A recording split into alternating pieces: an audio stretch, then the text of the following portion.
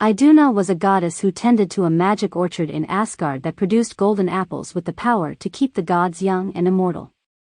One day, while Iduna was in the orchard, tending her apple trees, Loki appeared and convinced her to leave Asgard to go see a new orchard with even better apples.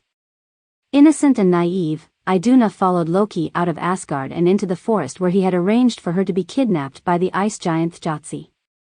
Loki had made a deal with Thjotsi, promising him Iduna and her precious golden apples in exchange for his help in obtaining some treasures that the gods had refused to give him.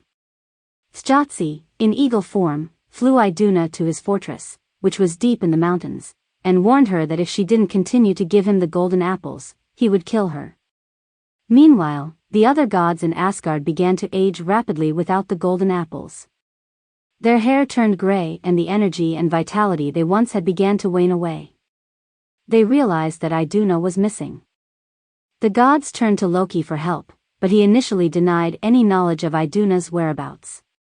However, when the gods threatened to harm Loki, he revealed that he had arranged for Iduna's kidnapping and promised to help rescue her.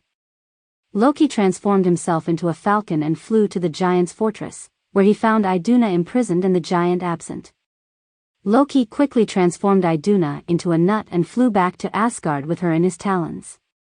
When Thjotsi realized that Iduna had been taken, he transformed himself into an eagle and pursued Loki back to Asgard. However, the gods had prepared for his arrival and built a great fire that burned Thjotsi's feathers and caused him to fall to his death. Despite Loki's role in Idun's kidnapping, the gods forgave him, knowing that he had helped to rescue her and restore the power of the golden apples to Asgard. However, they also recognized the danger of trusting Loki and the consequences of his trickery. Thus Iduna was brought back to Asgard.